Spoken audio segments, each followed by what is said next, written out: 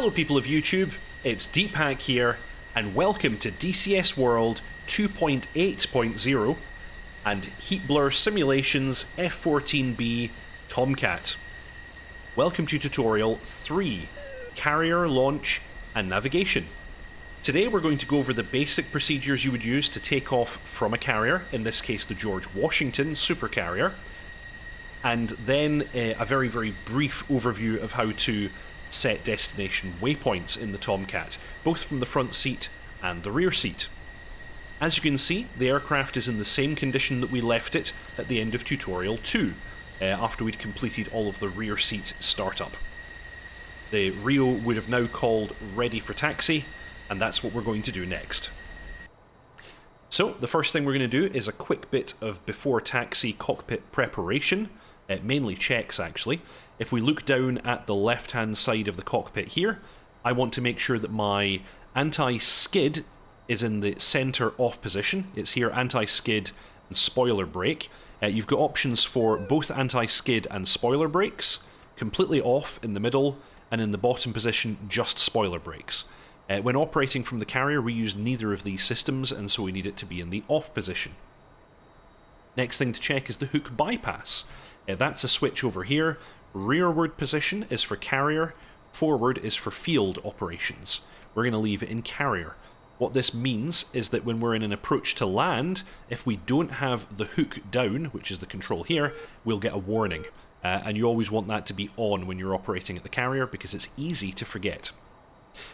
Next, we're going to want to check that the nose strut is in the fully extended position. Nose strut is this switch here. When it's fully extended, it actually flips to off again. You can double check though by left clicking it. You'll see it goes up and then immediately flips to off. This is used to kneel the aircraft and extend the launch bar when we're ready for launch, but we want to make sure that that's not engaged at this time. If we go over to the display settings, we want to make sure we're in the takeoff HUD mode, and we can confirm that by looking up and confirming that you have vertical speed displayed on the left hand side of the HUD. This is showing positive and negative 1,000 feet per second, with the caret indicating our current vertical speed. With all of that done, we're ready to taxi to the Catapult. Note that on US carriers, Catapults are numbered right to left, with this being Catapult 1, Catapult 2, Catapult 3, and Catapult 4. We're going to go to Catapult 1 today.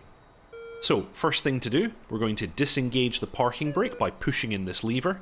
Note that while the parking brake is on, this red brake light is illuminated. I push it in, the light goes out.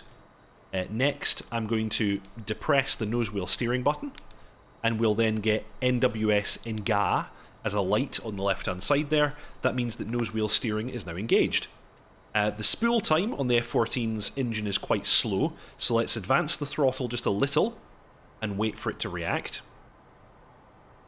Just starting to roll a little. I'm going to give it a touch more and then begin my turn to the right to make my way to Catapult number 1.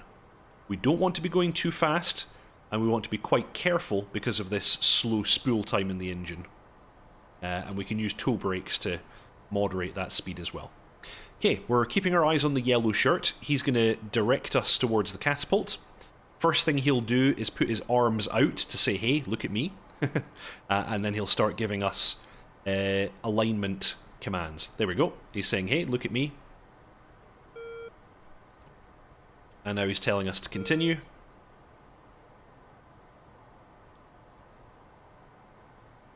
We want to take it nice and slow. We don't want to go too far forward. It's easy enough to miss the shuttlecock, and then we'd have to go forwards and turn around and do a big U-turn, and that's no fun.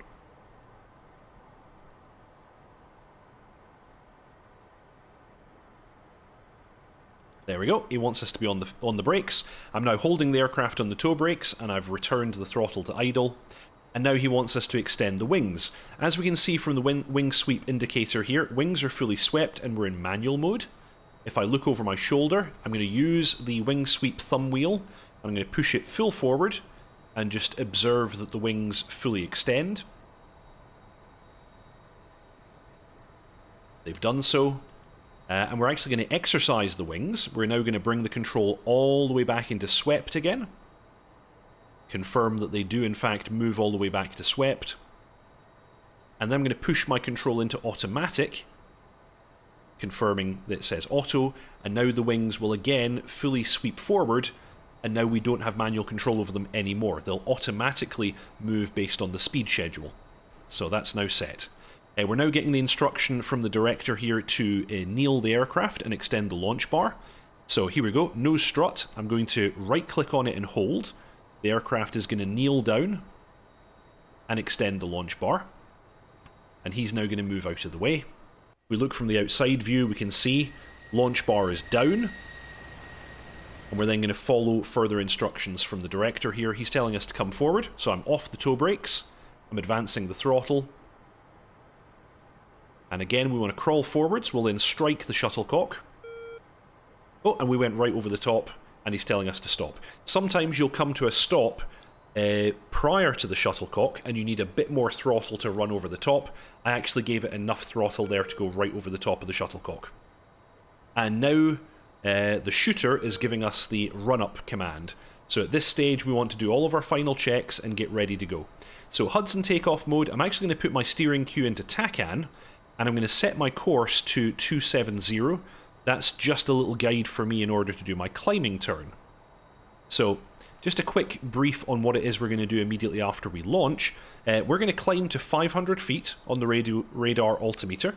We're going to make a 20 degrees left turn, and we're going to accelerate to and maintain 300 knots. Okay, let's make sure the aircraft's ready for takeoff. Flaps are going to come down, and we can see based on the indicator here, slats and flaps are down.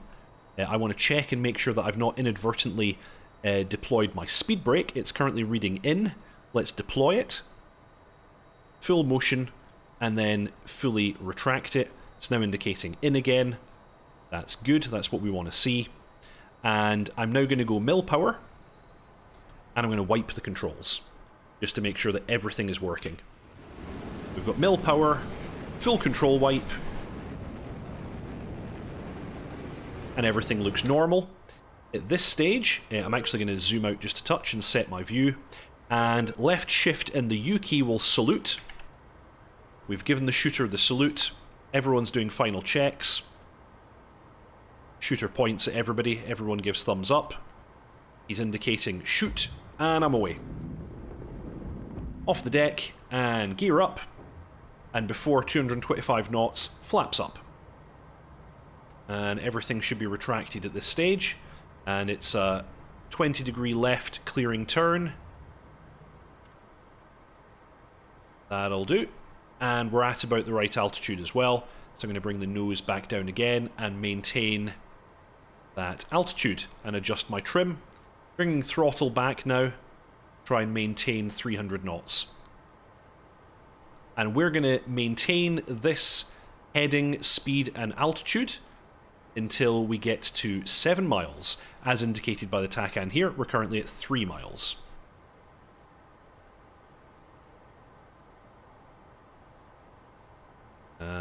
There we go. That's not too bad. I'm not doing an amazing job at maintaining the parameters, but here we are. We're close enough for these purposes.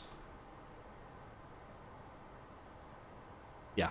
Speed and altitude are about right. Heading's about right.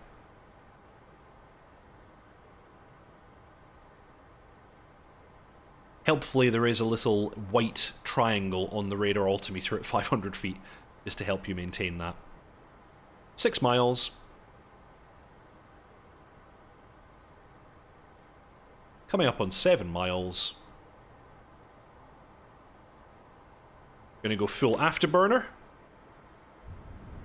And I'm gonna do a zoom climb here. Gonna bring the nose all the way up to 40 degrees. And we're gonna go for Angels 30. And while I'm in the climb, I'm gonna already pop my HUD into the cruise mode, because that's what I'm going to use next.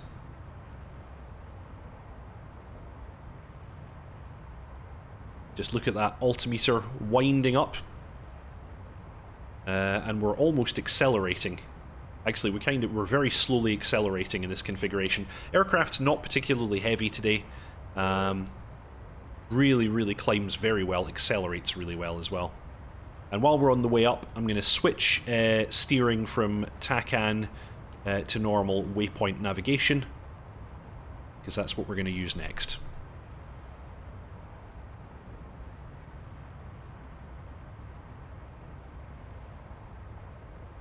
Up above the clouds here. Note these are the new moving clouds from DCS World 2.8.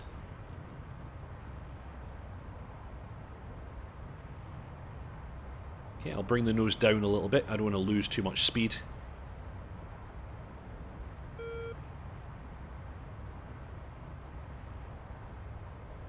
Passing Angels 25.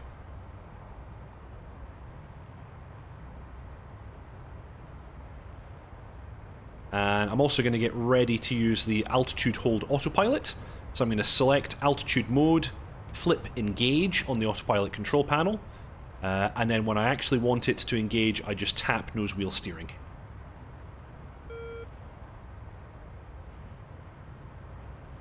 Angels 29. Let's start bringing that nose down.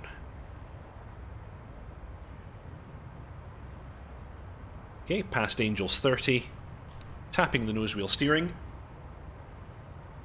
and I'm now going to bring the aircraft back into mill power. Just like that. Okay, so we're all the way up at Angels 30 now. I'm going to quickly ask Jester to set waypoint 1, although it's probably already set. I press the menu button once, and then twice. I move my head down to navigation, up to set destination, select destination steer point, and waypoint 1. Roger. Switching to steer point 1. Okay, and you'll see that we have this triangle showing on our display here, and it's indicating that I need to make a right turn. So I'm going to roll right and make a turn towards waypoint number 1.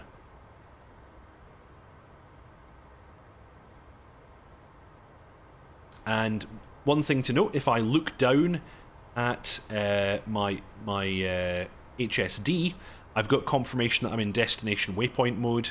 I've got it's indicating for me where the waypoint actually is. It's this correct here. I've got a range. I'm 54 miles from waypoint number 1. I've got wind, true airspeed, and ground speed all displayed on the HSD here.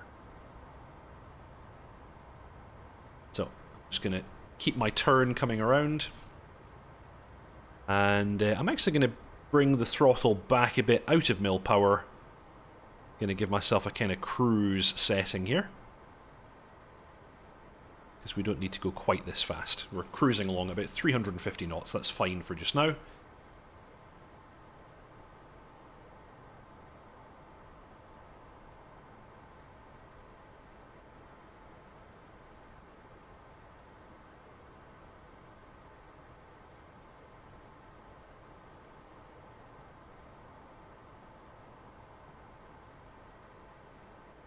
It's looking to be indicating around about heading 330.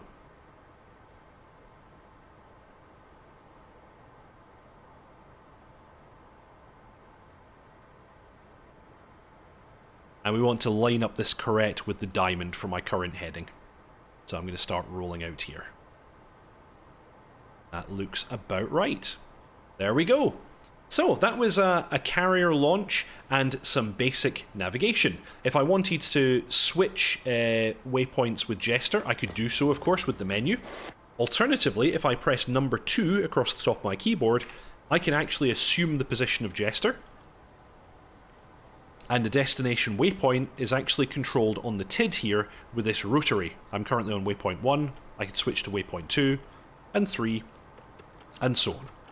I'm going to leave it on waypoint 1 just now. And I have a repeater for the pilot's HSD here as well, which is quite useful. And number 1 on the keyboard will jump me back into the pilot's seat. So, that's the basics of carrier takeoff and navigational flight. I hope that you all enjoyed that. Quick shout out to Deephack's ground crew. Thank you very much to Channel Right, Frantic Stone, Storm Kambari, Byron Farrow, Leo Netzel, Harish Rajan, Pink Floyd, Mangash, J.R. Walker, and Shandro Hedgewald. If you want to join Deepak's ground crew, there's a join button below. If you haven't already, please subscribe, like, and comment. It's a really big help to me and to the channel, and I'll see you all next time.